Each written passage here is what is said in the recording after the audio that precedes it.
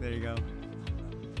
So That made people quiet. yeah, exactly. I'm just going to do a short intro. So, well, we heard a talk about relationships today, and it's no surprise to any of you that we live in a digital world where most of the connections that we make these days are online. And however, recent events such as COVID-19 has shown us that we do like to work remote, but after COVID-19, we've seen companies actually move that back quite a bit. Companies such as Amazon, leaders in their industry, has actually abolished remote work. So it's super interesting to see what's actually going on here. What's this thing? How do we strike the right balance? And we decided to invite Robin in to make us all a little bit smarter on this, what's going on. And Robin came to the US 20 years ago. So even though he has more than 40,000 followers on LinkedIn, he must know the good old game, because back then there was no LinkedIn or social media. And during those 20 years, Robin worked for industry leaders such as Salesforce, LinkedIn, Matterport, WeWork, very famous case. And now you're back in Denmark. For what it's worth. I am. I need more alcohol to talk about WeWork. Yeah, I was hoping for some war stories, but yeah. So super interesting to have you here, Robin, and we're so excited. I'm so excited to hear more. Could we just get a quick round of applause for Robin? Thank you. And I promised you to add a little spice. Okay, that's good. And also to say that you could be opinionated if you want. You don't have to hold back. But you made a huge career in the US over the last 20 years. And the first question I would like to ask you is, would it be fair to say, or is it truthful to say, that you're a self-made man? No. And the reason why is because I am 100% convinced that I am where I am today because so many people along the way have believed in me and invested in me and given me the skills and growth I needed to be successful. Can you hear me in the back? Is it coming through? Okay, perfect. No, it's not loud enough. We need it higher? Okay. We need it a little. Yeah, I have a feeling it sounds low, and I'm not speaking low, so there must be something going on. Thank you for fixing that. I appreciate it. Is that better? Can you hear me better? Okay, perfect. Okay. So the short answer is no, because there's so many people that have invested in me. For sure, like pushed me in the right direction, bosses, managers, parents, teachers, siblings, and so on. But the answer is also yes in some way, because I also think you need the internal motivation to constantly seek out challenges and make yourself uncomfortable. And so the answer, I think there's two kinds of motivation. There's the internal motivation that you have to have in order to constantly have a mindset of improvement and getting better and so on, and getting uncomfortable. So I think I have that because I've had many uncomfortable situations as a kid. But I also think it's not true, because I wouldn't be where I am today without all the people around me who gave me the nudge in the right direction of where I could go. They saw something in me, the potential in me, a skill in me, or something that I didn't see myself.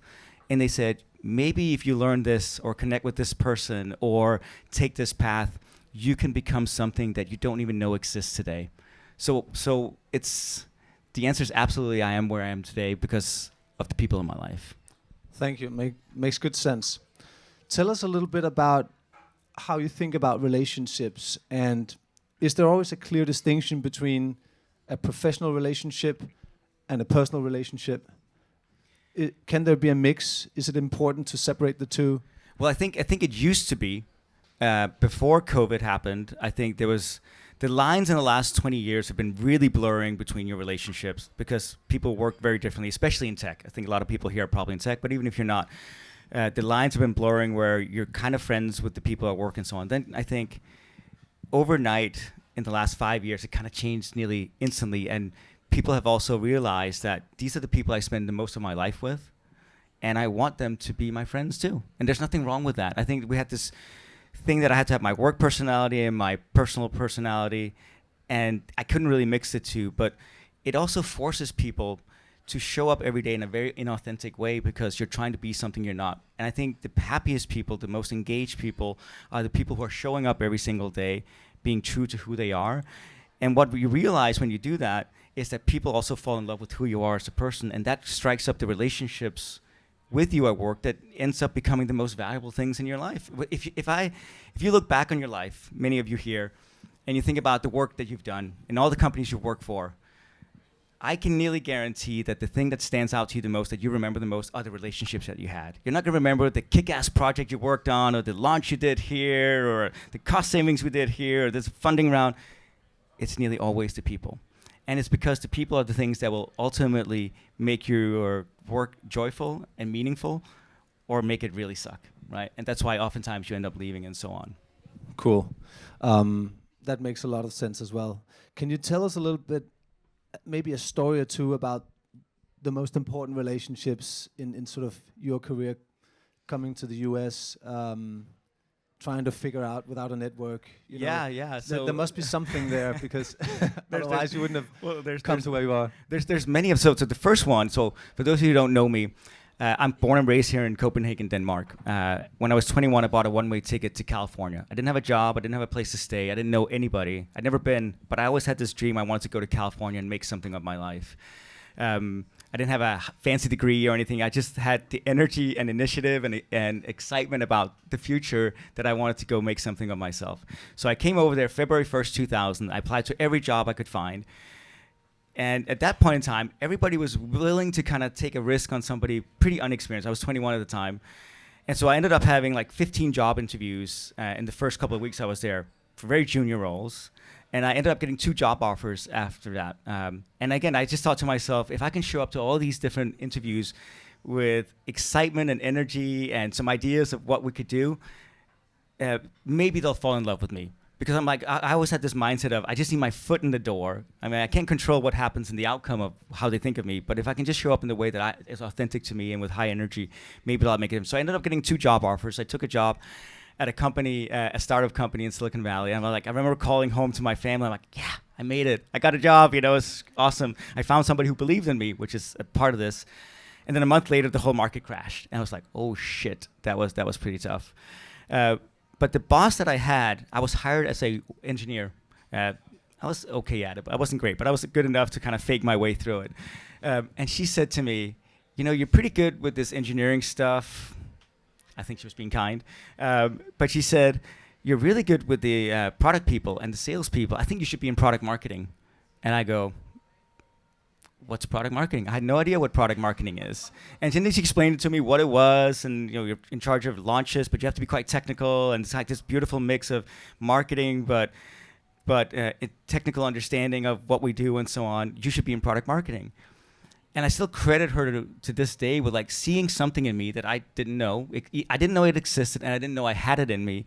And she took me under her wing, and she kind of guided me towards that path. And that was the beginning of a path of kicking ass in product marketing over a long period of time. I had a lot to learn in the beginning, but then as I started excelling in this field, I started making a name for myself. But it started with her seeing something in me. This company didn't end up making it, and we ended up keeping in touch for a while until she unfortunately passed away. But then every time, I now at least had something in my background that made people want to talk to me, because it was very clear that product marketing was a perfect fit for me. It's a little bit about storytelling, category creation, marketing, but it's also about deeply understanding the technology and the impact that could have. So I credit her with like getting me to where I am. She was the seed of that creation of where I am today. Cool. And so coming back to sort of a little bit more professional questions, do you think it's important to be a great networker, to have like strategically going for creating relationships with people in order to be a good CMO? And has that changed over time? Is it different now than it was 20 years ago or 30 years ago? Well, there's this saying, maybe many of you know it, your network is your net worth. So many of you might have heard this before. And I certainly believe that's true. And yes, but it's a very fine balance of figuring out how to do this authentically where your network doesn't become transactional. I think networks fail when they are purely transactional, when there's always, you're seeking to get an outcome out of it. I think the best mindset to have is I'm going to show up, I'm going to give something if somebody contacts me and they need something, with the mindset that hopefully it will help you. I can pay it forward in some way. And if someday, because I certainly believe that karma is somewhat real, if it comes back to me, that's great. You know, like, for example, when VCs reach out to me or recruiters reach out to me, hey, do you know anybody for this role? I 100% always answer the call, because I always have the mindset that, you know, it takes me a couple of minutes to help them. Maybe one day in the future, if I need their help, they will also answer my call, right? And I think about like some of the people who are here. I have a table here, 4 people who are really part of my core network: Erica, Reagan, Sina, and Mass, right? And they've all come through different parts of kind of my network. They've all grown differently, which is really interesting. Erica came through, she moved from the US to here to work with me. It's great, thank you, Erica. But we met over 10 years ago in my son's school. That was like a real life connection that we started building up in real time. Reagan, we met online, right? You know, during COVID, struck up a friendship, you know, and now you're here as well. You moved from the US. Sina, you know, I met a few years ago in an adversarial way. I thought she thought I was an idiot at first, you know, if I'm honest about it.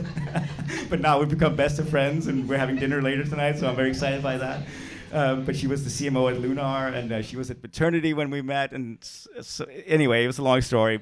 And then Mass, you know, I met Mass, you know, the founder of Lapster, through one of the investors, David Helgeson. He said, hey, you two should connect. So it just goes to show there's so many different ways you can build your network. But my mindset in all of this is I'm going to show up and try to be myself and see if I can, you know, help out in some way. And if I can, maybe we become friends. And if not, that's okay too. But showing up with a transactional mindset, I'm trying to get something out of this, I think always fails. So does that mean that when you meet somebody, do you act more on instinct and intuition, or do you think more strategic about the relationship and the potential benefits and how you can help that person out and vice versa? It's nearly always on instinct if it's authentic. I'll give you an example. So I was working at a company called LinkedIn. Hopefully many of you know LinkedIn. I'm a little bit of a super user, maybe too much, some people would say, but that's okay. And so I was working there, and I got, I guess, messages every now and then from people on LinkedIn saying, hey, can I pick your brain on this? Can we do coffee? And it's hard to find time for all of it.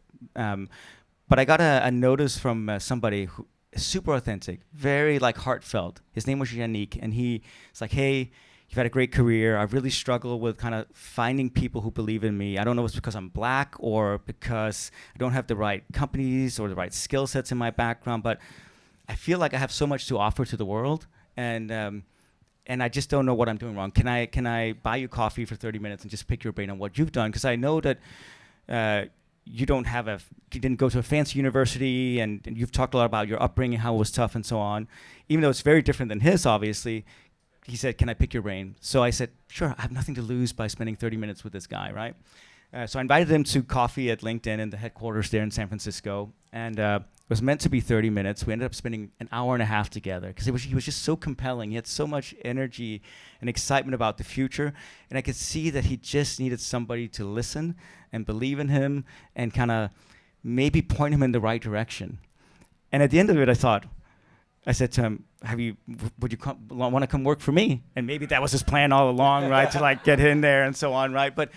But I could just see, I love taking a chance on an underdog because they come in and they fight for something. They have such a hunger. And the 3 things that I hire for oftentimes that are non-negotiable is grit, passion, and aptitude. And he had all 3 in spades. But he just needed somebody to see that in him. And now he's a CMO for his own company, you know, and a different company. He's really kind of excelled in his career. But he needed that little bit of that push, but also belief in him. But it comes back to what I started with. I am also where I am because people have believed in me, seen something in me. So I try to pay that forward. And sometimes they end up working for me, and sometimes it's just, can I point them in the right direction? But I'd never go into with that, what is this going to be, a strategic relationship that I'm going to call on in 6 months and then ask for something? No, never once. I think you fail if you do that. Okay. Have you ever been, I mean, you say you use your intuition a lot. Yeah. What's your biggest mistake? Have you ever been wrong with that intuition, and how did that pan out? Yeah, I think when I've been chasing the wrong things, I've been wrong, honestly. So I worked at Salesforce for a couple of years. That kind of skyrocketed my career in many ways. And until Salesforce, I had kind of been going from job to job. My career's been growing fairly steadily. Then I joined Salesforce, and my career skyrocketed because I think I worked at the right place at the right time with some of the best people in the world. And since then, companies have found me. I didn't have to kind of look for a job again, which is a very big blessing. Then I went to a company called Box, and we skyrocketed them through an IPO, and that was super fun as well. And then I thought to myself, but I wasn't a CMO. I was working for the CMO. I was the head of enterprise marketing. And so I thought to myself, I want to be a CMO myself one day. And I was kind of like really nearly blinded by that ambition in some ways. And so I ended up speaking to a bunch of companies, like after about three and a half years at Box. And one of them like offered the right title, the right job, the right growth trajectory, and so on. And so I didn't end up doing enough due diligence on him as a person and the relationship as well. And I came in there, and in the first week I was there, this company, it's not even on my LinkedIn profile, so you won't know who it is because I scrubbed that clean. That shit is like, get that out of here. But the first week I was there, the CEO, somebody shows up and says, hey, yeah, you've been served papers for a sexual harassment lawsuit. I'm like, oh, this is not good, you know. And then we were in San Francisco, and he was living in San Jose, and he's always like, at the end of each day, I'm like, I'm going to take an Uber to go home. I'm like, why are you Ubering? That's like an hour and a half. Why are you not driving? Oh, I lost my license due to a DUI, drinking under influence. I'm like, oh, that's not good, you know. And then I found out that his numbers had really been inflated, you know, around what he'd told me about the growth journey. I'm like, oh, this is not good. And so it was so clear that I'm like, shit, I had not done my due diligence around like him as a person, his morals, his ethics, and so on.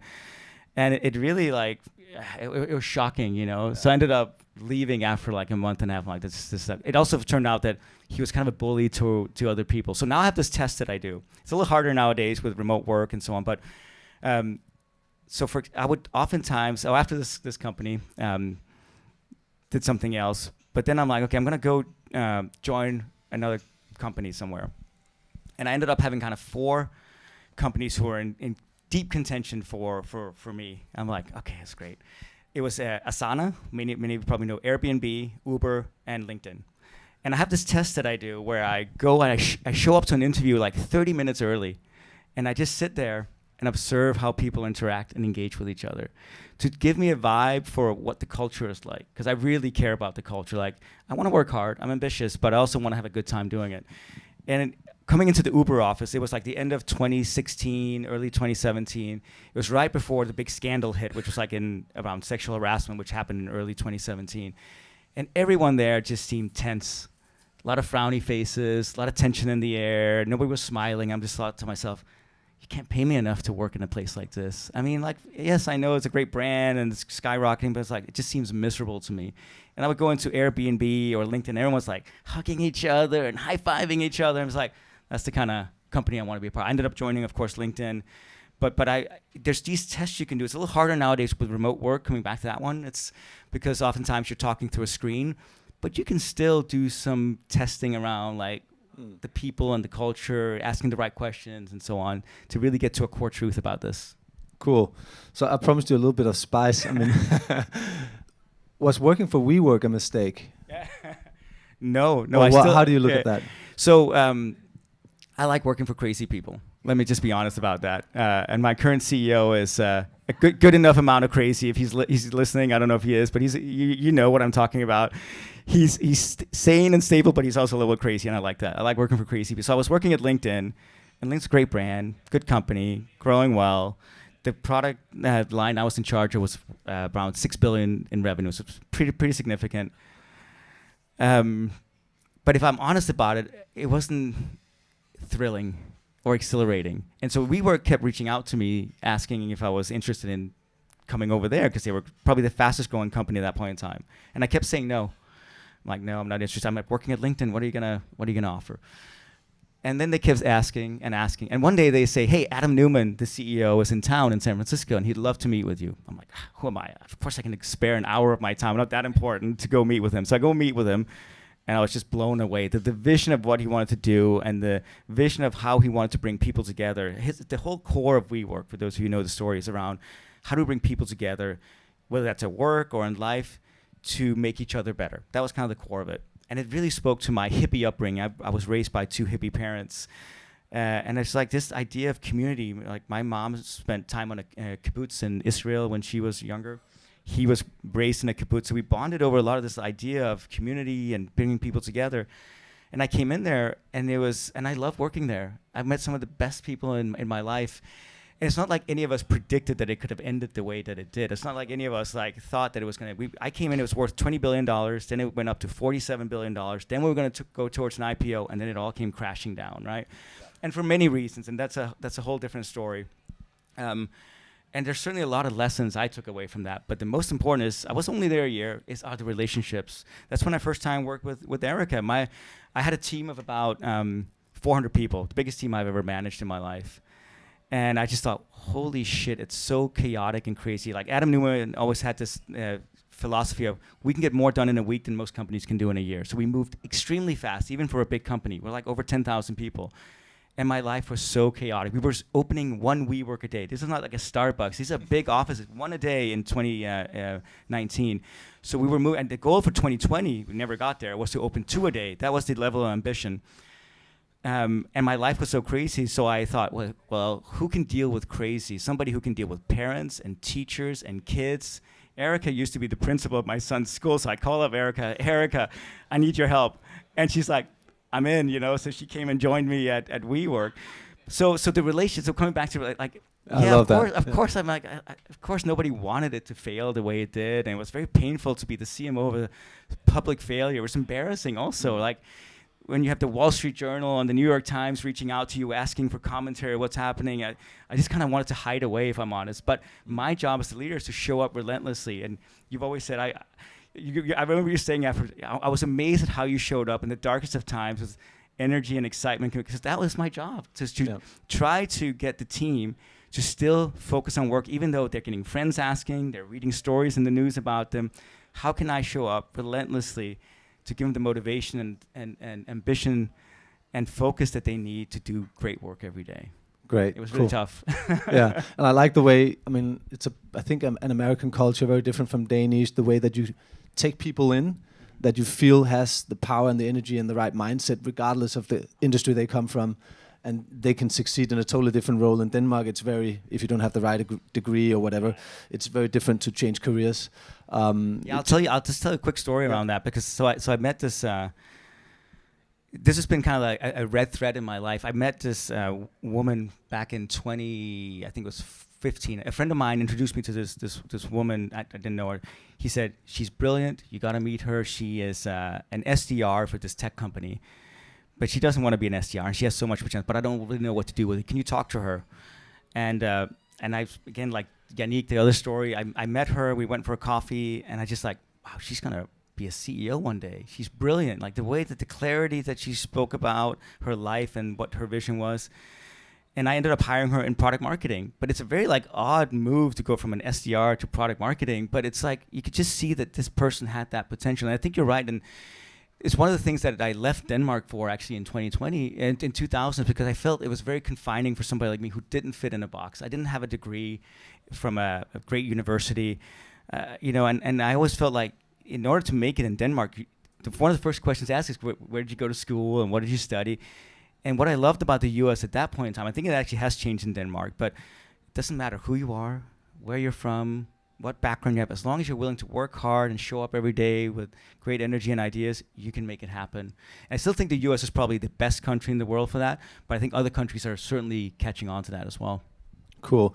Just to tie the knot on your career, you come back to Denmark, and we talked about this, you have lots of coffee meetings, you speak to a lot of people, and obviously companies are still pulling at you. Mm-hmm. Why did you choose LM365 or Sensei, as they're now called, and did you have something to do with the new name? I had everything to do with the new name. So, but it wasn't like a Robin effort. It was a big team effort. But we instantly knew that we wanted to create a category leading company. Let me just take a step back. So, The last company I was at was a company called Matterport, and I joined in March of 2020 during COVID, and so from day one I was remote. It wasn't planned that way, but the pandemic kind of made that happen. And during that time, we went into hypergrowth, and we ended up taking the company public in 2021. Super fun.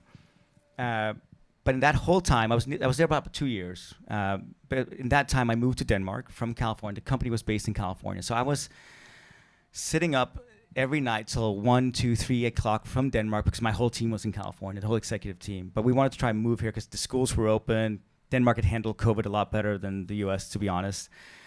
But I was burning out. And so it was, I was very proud of the work we did. I always felt like remote work, you can be super productive, more efficient than ever. You can just kind of get shit done. You can move from meeting to meeting to meeting, but it's joyless. I think it's very joyless if you haven't created the connection. The 2 years I was there, I never once met my team, not once. To this day, I still haven't met him. I met the executive team when we went to New York to take the company public, but I never met my team. And so you can imagine, yeah, we get a lot of shit done, but it's not like I felt super close to any of them. We never had the moments of bonding where you really open up, tell me about your family in the same way, let me understand where your desires, your motivations, your ambitions in life are, and so on. So I went afterwards, I'm like, I'm going to take a break. I'm going to try to be a little bit of an advisor to companies, maybe start my own thing, but I'm going to try to advise them. So I spent the next year and a half doing advisory work to companies in the US, in England, in Singapore, in Germany, all over the world. And during that time, I spoke at a conference called Tech Barbecue. Many of you probably know it. And at that event in 2022, I met Rasmus, the CEO of LMS 365. And we just met for coffee. Like, I have a lot of coffee meetings, as you can tell. I like coffee, so it's always a good lure for me. So we ended up meeting up and having coffee, and we kind of hit it off. He lived in the US for a while, even though I didn't know him from there. He lived abroad, so we kind of had very similar mindsets in many things, but I didn't really know him. That was it. And then a few months later, he asked me to be an advisor to his company. I'm like, okay, sure, that sounds interesting. I like what you're doing. And during that time, I got to know him a little bit better. And then what happened is, after a year and a half of doing advisory work, I thought the freedom was awesome. The pay is pretty good if you can negotiate some good deals, but it's pretty unfulfilling if I'm honest about it. I'd never have the impact that I fully believed that I could have. You're constantly in and out. You don't really build any deep relationships. And if you know anything about me, I'm all about relationships, right? And you're never really building true deep relationships because you're not there on a day-to-day basis, rolling up your sleeves with the team. So it's, yeah, from a freedom perspective, like I can pick and choose who I work with and so on, but it's a little unfulfilling. So I wanted to go back in. So I started talking to a bunch of companies, and I had two realizations. One is, the first one was this realization that I wanted to be back with people. I wanted to work in a company where I can make a real difference. That was number one. I don't want to be on the sidelines. I'm too young. I have too much energy. I don't want to be on the sidelines of anything. And the second realization is I don't love remote work. I like it sometimes. I write about this a lot. I like the freedom it gives me. I just spent 2 weeks in Italy working remotely. It's great. But the idea of a 100% remote job sounds awful to me. I don't know how you're going to create the relationships that matter, the meaningful contributions to the company in a way that's really creative. Because I think the creative spark happens when you are together in person. I think when you're in the beginning of forming projects, being together is critically important. Once a project is in motion and it's about updates and execution, remote is totally fine because it's about how do we getting shit done. But in the beginning, when you're trying to form that creative spark, and when you think about what is a company is just a group of people trying to solve challenges together. Sometimes they're small and sometimes they're really big. But if you want the most creative ideas out of those people, you got to figure out the right environment. And I still haven't found any replication online for that. In person is much better because you can get a flow going between people where it's much easier to get diverse ideas across. In an online meeting, we've all been there. It's like there's 5 people on a meeting and goes, okay, Erica, now it's your turn to talk. Reagan, now it's your turn to talk. Sina, now it's your. There's no flow at all. It's very hard to get any kind of creativity going. But at the same time, we also live in a world where you do need to give people the flexibility because the idea of people sitting in an office 5 days a week, I think is pretty horrific to the new generation of work as well, right? So if you want to attract a great talent, I think that's not going to fly either. So you got to be clear that the best thing you can do, I think, from a work perspective, is have clarity around what you expect out of people. is that when there's lack of clarity, then people get confused and it creates a lot of tension. You can either say, I think, we're an in-office first culture with the flexibility. You're an adult. We treat you as an adult. If you need to work from home once or twice a week, totally fine. We trust you to get your shit done. But we're an in-office first culture. Or you say we're pretty much a fully remote culture where we will get together every couple of months and so on to get work done and do the brainstorming and so on. Either way works. Lots of models work, but you just have to have that clarity. If you're leaving people like to figure it out themselves, it creates a weird disparity between people, a weird kind of connection, especially when you're trying to do anything meaningful together. So you just got to have that clarity. Cool. Just from a more technical perspective, you just touched on, so you ended up with Sensei now. I didn't even mention why I joined. So I met Rasmus. So I ended up speaking to a lot of companies around joining them. And then I went for a run with Rasmus up in Dyrehaven in Klampenborg. And during that 1 hour run that we did together, he shared with me all the shit that was going wrong at Sensei, at LMS 365. And I go, that's awesome. I'm in, because I like when there's a lot of shit to do. I don't like to come in and just tweak and optimize and kind of fix small things. I like when there's like really big things. And there's really big things to do here, like changing the name of the company, category creation. How do we become a company that's not just seen as a Danish company, but as a global force for good in the world and so on. So there was a lot of like things that he had the ambition of, but he didn't have a team around him with that same ambition. So I ended up joining, but it was funny because then I had some people reach out to me when I just joined LMS 365 last year. Like, Robin, I thought you would have joined a much bigger, sexier brand, based on your track record. And I go, no, I joined this because I can make it a big, sexy brand, right? Because coming into a big, sexy brand means that all you're doing is defending yourself all day long to try to maintain the status quo. I like disrupting the status quo. The upside. I like if it works, great. It's on me and the team who execute this. And if it doesn't work, at least we tried. But going into a big company where it's all you're doing is like, we can't change this. We got to defend this. We're this brand position. It's a pretty awful place to be. I've tried it before, especially when I joined LinkedIn. I came in there to do big things, and they kind of sold me on they wanted me to do big things, and it was nearly impossible to get anything done because all they wanted to do was defend their brand position. They're like, we're number one with the most trusted social platform. We can't do anything that disrupts them. I'm like, well, then why do you need me? Like, I'm the guy who comes in and blows things up a little bit, So yeah, I totally get it. So, back to the little technical question. I've spoke a bit to Rasmus before the meeting, and he highlighted a few things that he thought you were really excellent at. So I thought it would be a shame not to ask you about that now that we have so many of your peers here. Category creation. It's kind of the old days where you have to sell shit, like Steve Ballmer said, all day long. It's good. Then we had this era of build it and they'll come, kind of product-led growth, whatever. And now what? Category creation. It's a new way of thinking about marketing. It's not that new anymore, but it's still, for some people, it's new. What's that about? What's the power of that? Yeah, I'll try to say it's this thing because it's a much deeper conversation. But basically, I've spent my career trying to create categories. And the reason why is simple. All the odds are stacked against you when you're a small company. You're going into usually a market. There's a lot of bigger players. Even if you don't compete directly, you kind of do.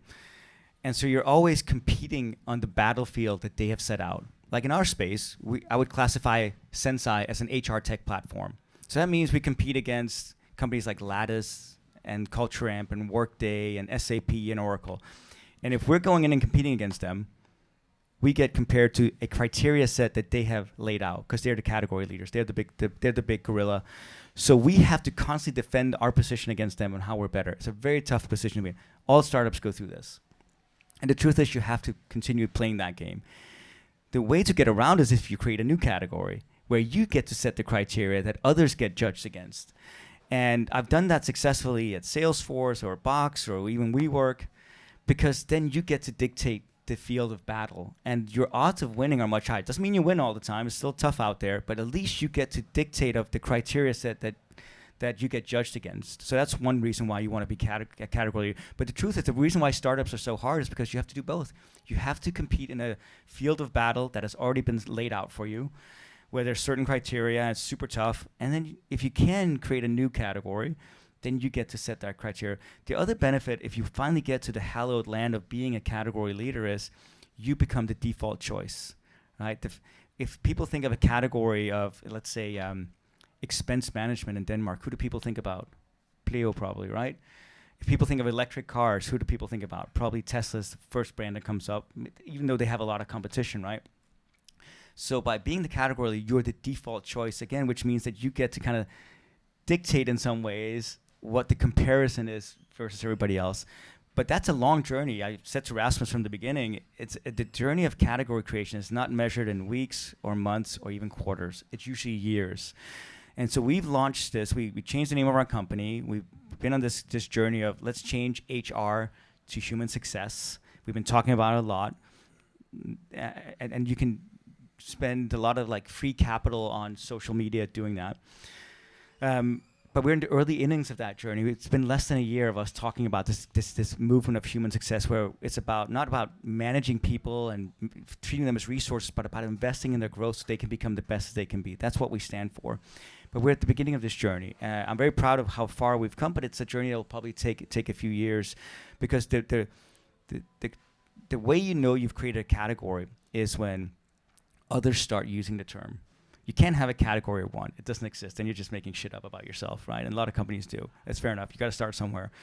But you know you've really started making it when others are starting to use the words that you're using, right? So I will be really excited when others start using the words human success and not HR. And we're starting to see a little bit of that, from some of the industry experts and influencers and so on, but it's still very early days, because we're at the beginning of that journey. But category creation, I think, you don't always have to do it, but it's certainly something that will help propel you into a unicorn company. I think the companies we have here in Denmark who have become the unicorns that we know of, Lunar, Sina used to be the CMO at Lunar, right? Amazing company. They disrupted a category. They set a different criteria. Like they were all about mobile first and friendly for younger generations and so on, against the old stodgy banks. Great work, right? Now, if you think about an online bank, you probably think about them first, Lunar. Right? Is creating a category the most important job as a CMO today? No, because that's a long-term job, right? There's two things that every CEO who comes to me asks me. I want to create an epic brand that stands the test of time, and I need predictable and scalable revenue. And these are two oftentimes very opposed thoughts, because one is a very long-term, highly immeasurable thing to do, category creation, creating an epic brand. How are you going to measure that in the short term? It's nearly impossible to do. But at the same time, you got to, of course, make sure that the revenue is coming in. Marketing is the key partner in revenue generation in any company. And so you have to do both, right? And I would say over time, it changes how much time you spend on each. I think if you're an early stage startup, early to mid stage startup, you're probably spending 80 to 90% of your time on creating predictable and scalable revenue. And then maybe a little bit, you're starting to plant the seeds of category creation and building a super brand. But over time, as that mix might change to 70-30, 50-50 even, and so on, right? But you got to start somewhere. One of the things I love about the world that we're in today is that creating a super brand doesn't actually have to cost a lot of money. I think there's so many great ways to get the story out about who you are and what you do. You can use TikTok, or I use LinkedIn, but you can use TikTok or podcasts or videos, and so many great ways to get your story out there. And it doesn't have to cost a lot if we're honest about it, right? The downside of this golden age of storytelling that we're in is that there's so much noise out there. It's so crowded. So if your story is not interesting or sticky or controversial or edgy, you're never going to break through. So it requires a CMO to have tremendous courage in putting something out there that might be awesome, but also might piss off a lot of people. The moment you put out shit that's bland, nobody's going to care, right? And we see that all the time. I'm sure all your feeds and social media is filled with stuff that's kind of like, nobody cares, right? Do you think they're going to remember any of that? Probably not. So it requires you to have a point of view, a stance on something, take a position on a topic, and have the courage and conviction to talk about it. And you can do it in a positive way, which I prefer to do. I always told my teams we only market in positive ways because there's enough fear in the world. But I do recognize that fear is an awesome emotion to drive people to change. Of course, it's what Trump does super well, right? So it's a very powerful. I just don't want to add more to it, but But the point is, you got to have some extreme points of view, either positively or negatively, to drive people towards action. Cool. We're gonna leave time for a little bit of questions. Just now you know you can think about. I'm going to pose one last question for Robin, and then you can, if you have anything you want to ask Robin, just shout out. I'll try to repeat it up here from the stage, and then so it goes into all the recordings. Just one last question for you from my part is, obviously you met a lot of people. You have a lot of relationships, lots of connections, lots of professional, connections to people. What do people mostly get wrong about you? I think that most people think that I'm a hyper extrovert, and I'm actually not. I would say I'm kind of like borderline. I like meeting people, and it's the fuel of my life. I get a little depressed if I'm not around people, but I also really like being by myself. I'm totally fine being by myself. I love having moments where I can get clarity around the things that I need to think about in my life. And I think people have this assumption that I'm like just need to be around people and I'm an extrovert all the time, and I'm not really. I love like doing stuff like this, but it also takes it a little bit out of me, if I'm honest, right? And I need a little bit of a moment just to like recover after these kind of things, because I also just like need to center myself a little bit. But I think the personality I have, especially on LinkedIn and others, like people think I'm a hyper extrovert, but also because I do when I do show up, I try to show up in the way that is meaningful for other people. So I always think of it this way: is if I show up for other people and I can leave them just a little bit better off, whether that's a one-on-one or a group meeting like this or something, then I can look myself in the mirror and be happy about it. But I also just need a little bit of time for myself. I mean, many of you can probably relate to that. I know Erica is kind of similar. That's probably one of the things we bonded about is if you meet Erica, you probably think, wow, she's extrovert. She talks to everybody. She's super social. But I also know her enough to know that she really values her own time and being by herself, and so on. That she gets frustrated, right, when you don't have that. So it's like, I think as humans, we are complicated. And it's hard to get all the truth about people to what we present in social media. I mean, it's the same problem I have with LinkedIn. I love LinkedIn. I use it all the time. It makes it seem like my career was always just going up and to the right. And it's not true. I've had many failures and like spectacular moments of doubt and feelings of imposter syndrome and things that went horribly wrong. But that is hard to explain unless you know me well enough. Does social media and LinkedIn make it harder to create truthful relationships? It's a great question. There's this term I've been using lately. I don't know if you've seen it. I call it pretend proximity. There's a lot of pretend proximity happening on LinkedIn where people fake that they know you because you've liked the post or you're connected to this person and so on. Real relationships require work. It requires you to show up without any expectation of outcome, like we talked about earlier, and just like because you want to be there for people. You want to listen to them. You want to help them. You want to get help from them and so on.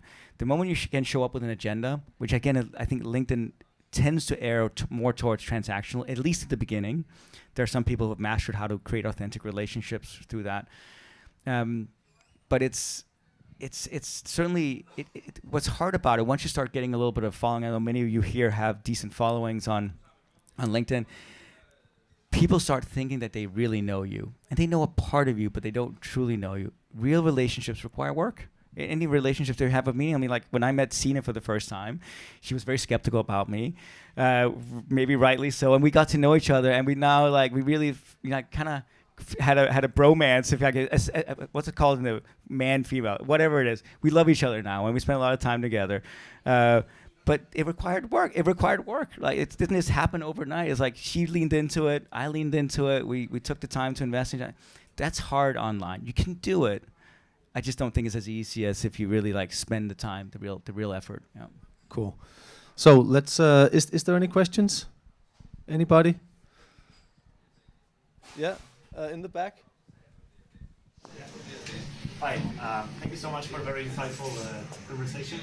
I have a question about your advice of managing our circles of friendships, because we probably all are here because we have big networks and also friends and private lives and work and everywhere. And sometimes it's very difficult to maybe even prioritize, if I can say. So do you have any advice or experience? I do. It's something I saw. So the question was really, how do you manage your circles of friendship, and how do you think about prioritizing your time around that? It's a good question. I struggle with it a lot myself, honestly. I think you have to have the clarity in your head around like who's your inner circle, yeah, your inner circle, your kind of ride or die people that whatever happens in the world, if they call you or email you or text you, you will be there for them 100% instantly. That's kind of like the inner circle, and I'm lucky I have a few of them here, so thank you. And then there's like the next circle of like, I will do whatever I can to show up, but not at the expense maybe of like dropping everything. But depends on what the thing is. If it's an emergency, of course, like I think most of us are good people and would do that. But if it's like, hey, can I pick your brain? Yeah, but I'm not going to drop everything I'm working on right now to kind of do that for you and so on. And then there's another circle of like, again, these people who are acquaintances, right? And these are the toughest ones, especially if the acquaintances are through people who are in your inner circle. This is where the stickiness comes when somebody I love and trust who's in my inner circle says, hey, I really want you to talk to this person. They could use your advice. And I'm like, I like you and I want to respect our friendship and relationship, but do you want me to go spend an hour with somebody I don't really know? Those are the tough ones I struggle with. And sometimes, depending on what's happening in your life, you invest in those moments. And other times you just respectfully say, I will do it, but I'll push it out quite a bit. And that's been my secret, is to figure out how to have respectful responses back to those incessant requests for your time, which is again an honor and a blessing to have, but also you can easily get derailed from actually focusing on the things that matter in your own life. You don't want to look back. The test I've kind of come up with for myself is, well, first of all, so just to finish that, so the answer I usually have when those kind of requests come, I say, yeah, I'm happy to meet with you, but let's do it. And I'm really busy right now. Can we meet in a month or two? And oftentimes, if it's not that urgent, it kind of goes away by itself. So it's a good test of will it go away? But if they really value your insights, relationships, whatever it is, they will persist and say, no problem. I respect your time. I will happy to meet up with you for coffee in 2 months. Fine. So I think that's, and I've become fairly good at kind of trying to respond in a way that's respectful of that and not be an asshole and so on. Because at the end of the day, so the test I've devised for myself is that I love the weeks where I'm having a big impact and when I'm making shit happen on the things that matter most in my life. The worst weeks is when I get to Friday evening, and we all have those moments where it's like, I was so busy running around, fighting fires, meeting with people and so on, but I don't really know if I achieved anything. Those are the worst weeks ever. And I've had way too many of them in my life where I'm like, I felt busy, so it feels good in the moment because you're doing stuff, but you get to that Friday and you're with your friends or your family or your loved ones and you're talking about, what did you do? I'm like, I was really busy, but I don't really know if I did anything that mattered. It was all empty air. So I try to think about it. I always try to project myself forward to when I get to Friday, should I take that meeting? Is this important for my health, mental health, and sanity and happiness in life? And if the answer is no, don't do it. You're just going to regret it later. That's a long answer. Thank you. And I think there was a question there, and then over here. Yes, just a question on relationship as well. How would you deal with maybe a difficult relationship you have with your boss, for example, especially in the corporate world that you mentioned? Any insights maybe that happened to you in the past? How did you deal with that?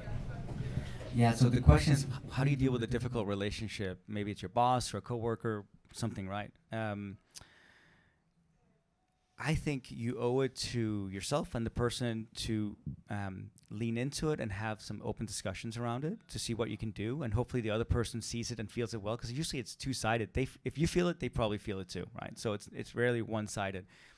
And if both want it to work, you'll lean in and you'll figure it out over time. It might take a lot of work. It might take a couple of months. Might take a year or so to fix it.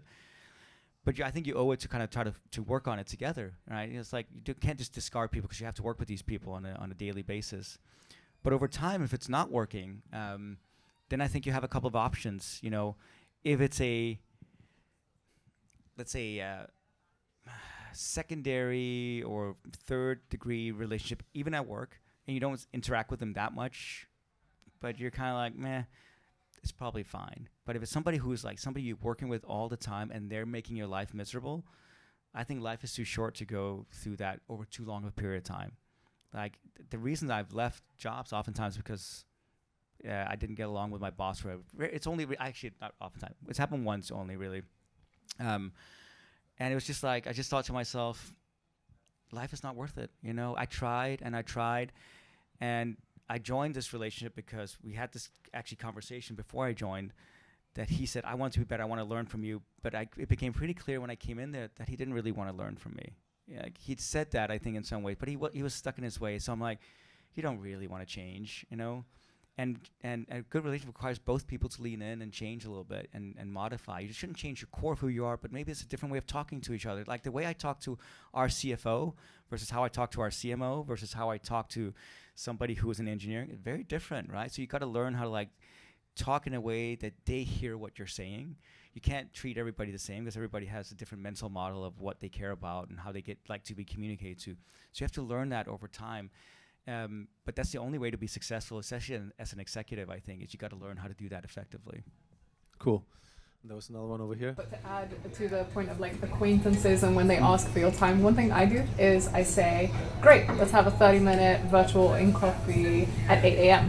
And I'm like, if this person is willing to take something at 8 a.m., then okay, I'm going to take it. More oftentimes than not, they say like, oh, we'll see, or they just don't show up.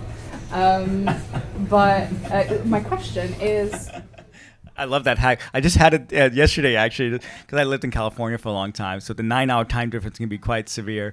And I had somebody who kept pinging me. And I know the person, but not super well. And I said, hey, the only time I have is 6 a.m. for him. It's 3 p.m. for me. He's like, I'll take it. I'm like, great. You know, great hack. Yes. Anyway, go on. Sorry. So, personally, I was born in London. I lived in the US. Now I live in Malmö. And some things that I see with startups is at a certain size, they end up keeping their engineering teams and product teams in the Nordics, and then shipping over their other teams, which are like marketing and sales and SDRs and all of that, to either London or the US. Yeah. So my question is, what do you wish you would see more of in Copenhagen or the Nordics? It's a great question. So if I can just repeat really quickly, you know, you've worked everywhere, which is great. But a lot of times Danish companies or Nordic, Scandinavian companies will start here in the Nordics, and they'll keep a certain part of the company here, especially like the back end operations, engineering, and so on. But a lot of times the go-to-market ends up getting shifted off to US. I've noticed the same thing. And it's one of the things that when I came here in 2020, so 4.5 years ago, I was shocked at how unambitious, if I'm honest about it, much of the go-to-market is in the Nordics, some of the companies I talk to. And I think it comes from maybe a mindset of that we can't upset the apple cart. We have to be a little bit more conservative in how we say things and what we say. And I think that's very different. I think my observation is that European and Scandinavian companies especially build really great products, phenomenal products. But the go-to-market is very unambitious. And the US is actually nearly the reverse. A lot of the products are kind of shitty, if we're honest about it. They don't really work that well, but they'll come out and say it's the best product in the world. You can't live without this product. You need it in your life. And you're like, wow, okay, I need it. And then you get it, and you're like, okay. And my hope is that I can be a little bit of a bridge to like bridge that gap so companies can think a little bit differently. This is what I try to go inspire. Is how I met Sina. As I came into her company and talked about how you think about epic marketing, and she's done some pretty epic things in her life. She's one of the few I think I've met in Denmark who thinks differently and ambitiously and boldly about marketing. But most people, if I'm honest about it, I think there's too much conservatism in the thinking around go-to-market, where you have to, like, you're using words that are not super exciting or emotional. So the way you do great marketing is that you have to elicit an emotion and then you support with data and facts. Right? It's always that way around. That's always how the best marketing is. You have to get some people to feel something, and then you support some logic, because now we have to justify that purchase, whether that's an individual consumer or it's a company. And I think Danish companies can have it the other way around. They think if we just say enough facts and logic, then people will get it. You know, they're very literal, right? And then the emotional part is very little, a very small part of that. And it's changing. I would say when I moved in 2000, 25 years ago, there was really unbit. Now actually you're starting to see, you have some examples of companies here who have dared. I think Pleo and Lunar and Dixa, and you have some companies who are like, okay, they're doing some really cool stuff. They're daring through their storytelling to be a little bit different. But it's still it's on the rise here, and I think in the U.S. of course it's just built into kind of the DNA of people, if that makes sense. Thank you so much, Robin. I could do this all day, but unfortunately we've reached the end of the hour. I want to thank you so much for being so honest and sharing. You just said that it requires a lot of energy, of course, to do that. So thank you so much for coming and giving us your thoughts and telling about your career and your relationships. Let's hear it for Robin. Thank you. Thank you. Thank you.